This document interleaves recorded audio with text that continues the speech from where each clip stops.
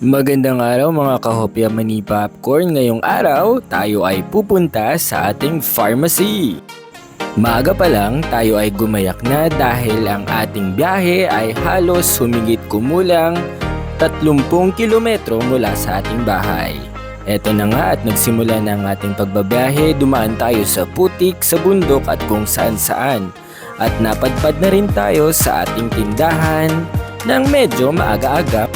Pagdating, sinisigurado natin na tayo ay kakaway-kaway muna na parang artista.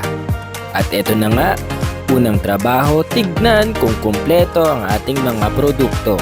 Dito sa tindahan, tiyak na tiyak dahil meron kaming generic, branded at convenience na mga items. Madali lang hanapin ang aming tindahan.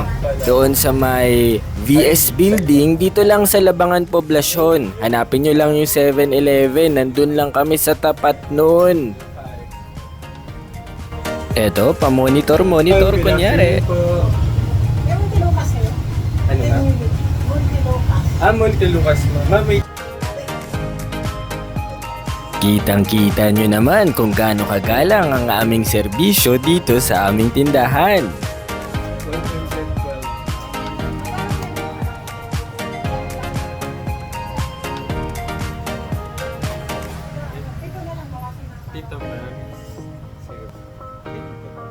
Oops, mukhang nahihirapan na tayo dito dahil kailangan daw ng napkin ng ating binigay ay panty liner. Mali. Ito na lang.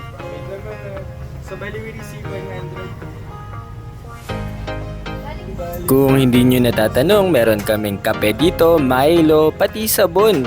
Tiyak na tiyak, meron kaming stock para sa inyo.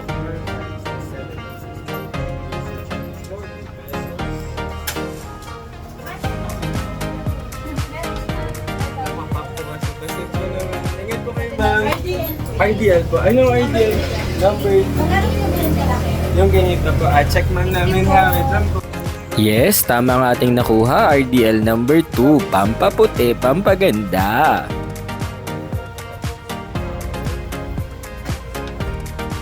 Pili po naman to. 2026 po. Siya nga pala, ang ating store pharmacist ay si Mr. Josh Malaluan. Salamat po. At ating store model, syempre walang iba, ako yun. Ay, salamat dito niya. At eto na nga, pagdating ng hapon, tayo ay nag-check na kung tama ang benta buong araw. At eto, nagbibili na sa ating second shift kung ano ang mga gagawin niya para sa kanyang trabaho.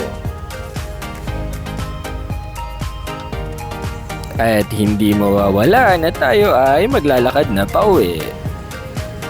That's in a day for Lazy Cat dito lang sa Oxygen Pharmacy. Bili na!